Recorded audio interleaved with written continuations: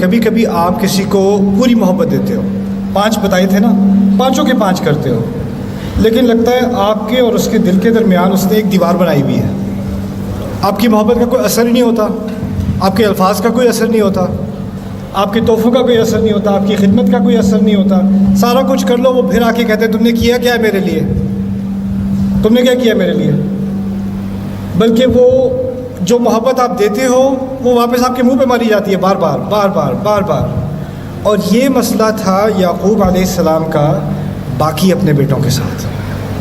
دیکھیں، اس سوچنے کی کوشش کرو، اگر گھر میں کوئی بات ہو رہی ہو، مشکل بات ہو رہی ہو، جیسے آپ کے فرض کرو 3-4 بہن بھائی ہیں، تو جو آپ کے پیرنٹس ہیں نا، وہ دوسرے بہن بھائیوں کی بری بات آپ سے نہیں کریں گے، ٹھیک ہے نا.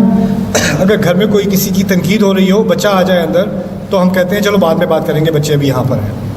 یا بچے سے کہو کہ کہیں اور جاؤ، بڑے بات کر رہے ہیں، کیونکہ کسی کے بارے میں بری بات کہی جا رہی ہے.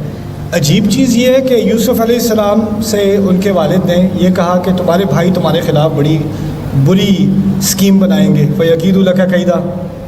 پھر شیطان کا بھی ذکر کر دیا. بچے سے کیوں کیا؟ میں پیرنٹ ہوں، میں اپنے بچے سے کبھی ایسی بات نہ کروں کسی اور بچے کے بارے میں. انہوں نے یہ کیسے کر دی؟ یہ اہم سوال ہے اور یہ آپ کے جواب کی طرف جا رہا ہے. دیکھیں، کبھی کبھی فیملی میں ایسی سچویشن ہوتی ہے کہ بچوں کو بھی آگاہ کرنا پڑتا ہے خطرے کا. کیوں ایسا ہے کہ سورہ یوسف میں یعقوب علیہ السلام نے اپنے دوسرے بیٹوں سے بات نہیں کی، بیٹا حسد نہ کیا کرو، یہ چھوڑ دو، دشمنی چھوڑ دو، اور اللہ کے نبی ہیں، ان سے زیادہ اچھی نصیحت کون کرے گا. بات اس طرف اشارہ کیا جا رہا ہے کہ شیطان کے وسوسے کے ذریعے کبھی ایسی دیوار بن جاتی ہے نا کہ آپ اس کو اپنے الفاظ سے، اپنی محبت سے، اپنے اخلاق سے توڑ نہیں سکتے. جو بھی کر لو وہ ویسے کے ویسے ہی رہتے ہیں. اور جب ایسا ہو جاتا ہے نا تو اس دیوار کو اللہ اور طریقوں سے توڑتا ہے. جو دیوار محبت سے نہیں ٹوٹتی اس کو اور طریقے سے توڑنا پڑتا ہے. جب کئی سال بعد وہ بھائی یوسف علیہ السلام کے سامنے آئے ہیں تو یوسف علیہ السلام نے انہیں فوراً ایکسپوز نہیں کیا، پتہ ہے میں کون ہوں، ایسا نہیں کیا. بلکہ اس قصے کا ایک عجیب ترین ایپیسوڈ یہ ہے کہ ان کو واپس بھیجا، پھر بلایا، پھر واپس بھیجا، پھر بلایا. ابھی تک جو قصہ چل رہا تھا بہت آسانی سے آپ فالو کر سکتے ہو. جب دوسرے حصے میں پہنچتے ہو تھوڑی کنفیوژن ہو جاتی ہے، یہ ہو کیا رہا ہے، آگے پیچھے آگے پیچھے آگے پیچھے. اصل میں کیا ہو رہا ہے؟ یوسف علیہ السلام ان کی دیوار توڑ رہے ہیں. ان کو توڑنا آسان ہے، انسان کو توڑنا آسان ہوتا ہے، انسان کی دیوار توڑنا مشکل ہوتا ہے. اور یوسف علیہ السلام اگر بدلہ لینا چاہتے تو فوجیوں سے فوراً کہتے ان میں سے ایک ایک کو پکڑو، ایک ایک کو کنویں میں ڈالو، ان کو پتہ تو چلے انہوں نے کیا تھا. لیکن یہ انہوں نے نہیں کیا. اب اس کی میں آپ کو ایک پریکٹیکل مثال دیتا ہوں، قصے سے نہیں، ہماری زندگیوں میں سے.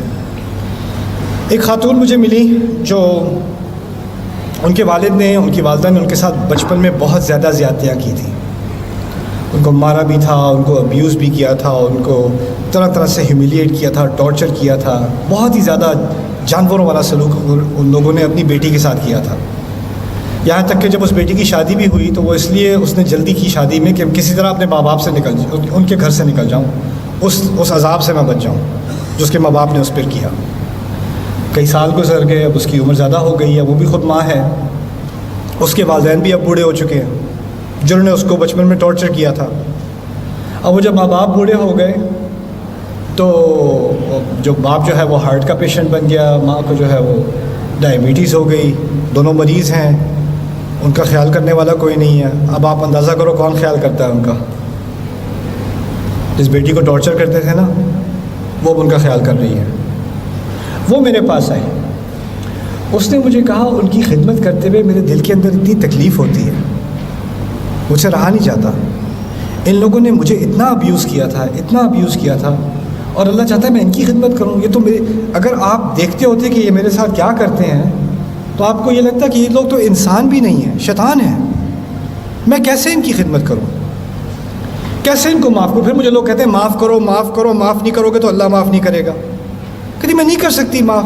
ایک تو اس طرف سے مجھ پر عذاب آیا، اب آخرت میں بھی عذاب آئے گا کہ معاف نہیں کر سکتی. میں نے سوال پوچھا کس نے آپ سے کہا ہے کہ معاف کرنا فرض ہے؟ کہاں سے غلط فہمی ملی ہے آپ کو؟ وَلَمَنِ انتصر بَعْدَ ظُلْمِهِ فَأُولَٰئِكَ مَا كَانَ عَلَيْهِم مِّن سَبِيلٍ. اگر کوئی اپنی مدد کرنے لگے اگر انصاف کی طلب کرے، اس کو باقاعدہ ڈیمانڈ کرے، اس کے خلاف آپ کوئی کیس نہیں کر سکتے. اللہ تعالیٰ نے اس کی کھلی چھٹی دے دی. اور پھر بعد میں بھی یہ بھی کہا ہے فمن عفا واصلح فاجرہ علی اللہ، جو معاف کر دے اور ریکنسائل کر لے، اس کا اجر اللہ کے ہاتھ، اس کے اللہ کے ذمہ ہے. لیکن یہ کسی نے کوئی کنڈیشن نہیں ڈالی، لازمی ہے معاف کرنا. یہاں تک کہ یوسف علیہ السلام کے بیٹوں نے ان کو اتنا ٹارچر کیا تھا، آپ کو شاید علم نہ ہو، ان کی بیویاں بھی اپنے سسر کی توہین کیا کرتی تھیں، ان کے پوتے بھی اپنے دادا کی توہین کیا کرتے تھے. لولا ان تفندون میں اس بات کی طرف اشارہ ہے. یعنی صرف بیٹے ہی توہین نہیں کرتے تھے، ان ابانا لفی ضلال مبین انک فی ضلالک القدیم، بلکہ ان کا پورا گھرانہ ایک نبی کو جانتے ہوئے کہ وہ نبی ہیں کئی سالوں ان کی توہین کرتے رہے، وہ ٹارچر سے گزرے ہیں. اور بعد میں جب سارا معاملہ حل ہو گیا تو آتے ہیں ہمارے لیے بھی دعا کر دیں، یا ابت استغفر لنا. یہ کوئی آسان کام ہے؟ یہاں تک کہ نبی کے لیے بھی آسان نہیں ہے.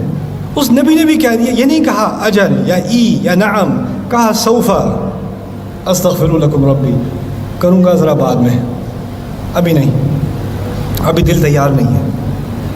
اب وہ معافی مانگنے آ بھی رہے ہیں لیکن ابھی دل تیار نہیں ہے. اس چیز کو بھی اللہ تعالیٰ نے اکنالج کیا ہے. اللہ تعالیٰ نے انسان کی تکلیف کو اکنالج کیا ہے. تو اگر آپ کے دل میں ایک سختی آ گئی ہے نا، تو ایک طرح سے تو آپ انسان ہو، آنی تو تھی. جس کے ساتھ سختی کی گئی ہو اس کے دل میں سختی تو آئے گی. اللہ تعالیٰ نے ہمیں انسان ہی بنایا آخر کار. لیکن اگر آپ کو اس کا حل چاہیے نا، تو یا تو آپ انتظار کریں اس وقت تک جب آپ اس پوزیشن میں ہو کہ آپ اس بات کو، یعنی بدلہ لینے کی بات نہیں ہے، دیوار توڑنے کی بات ہے، اس کو آپ ایڈریس کر سکیں. جیسے اس عورت نے کہا کہ میں اپنے ماں باپ کو معاف کرنا چاہتی ہوں، میں کر نہیں سکتی. میں نے کہا اگر کرنے کا کوئی امکان بھی ہے نا، تو اس کا پہلا سٹیپ یہ ہوگا کہ آپ کو ان کی غلطی سے ان کو آگاہ کرانا پڑے گا، آپ کو کنفرنٹ کرنا پڑے گا. دیکھیں آپ نے یہ کیا تھا، آپ کو یاد ہے؟ آپ نے جو کیا تھا آپ کو یاد ہے؟ دیکھیں یوسف علیہ السلام کچھ غلطی کا ذکر کیے بغیر بھی معاف کر سکتے تھے، ٹھیک ہے نا؟ لیکن جب انہوں نے کہا ہے نا هل علمتم ما فعلتم بيوسف واخيه، کیا جانتے ہو کیا کیا تھا تم نے یوسف اور اس کے بھائی کے ساتھ؟ اذ انتم جاہلون، جب تم اپنے ہی جذبات میں گم تھے. جب تم جہالت کا تعلق جذبات سے بھی ہے، جب تم اپنے جذبات میں گم ہو کے تم نے جو نفرت دی ہے مجھے، میرے بھائی کو، جانتے ہو تم نے کیا کیا تھا؟ یعنی کنفرنٹ کرنا پڑتا ہے. اگر کنفرنٹ نہیں کرو گے تو وہ دیوار نہیں ٹوٹے گی. اور ہو سکتا ہے اس دیوار ٹوٹنے کے بعد پھر امکان ہوتا ہے، ہو سکتا ہے کہ میں معاف کر سکوں. لیکن جب تک وہ نہیں ہوگا نا، تو معافی جو ہے وہ بھی آرٹیفیشل ہوتی ہے. اس طرح ہم لوگ، بچوں کی لڑائی ہوتی ہے تو کہتے ہیں چلو گلے لگو، ہاتھ ملاؤ، مسئلہ حل ہو جاتا ہے ایسے. وہ گلے لگاتے ہوئے بھی میں تجھے چھوڑوں گا نہیں،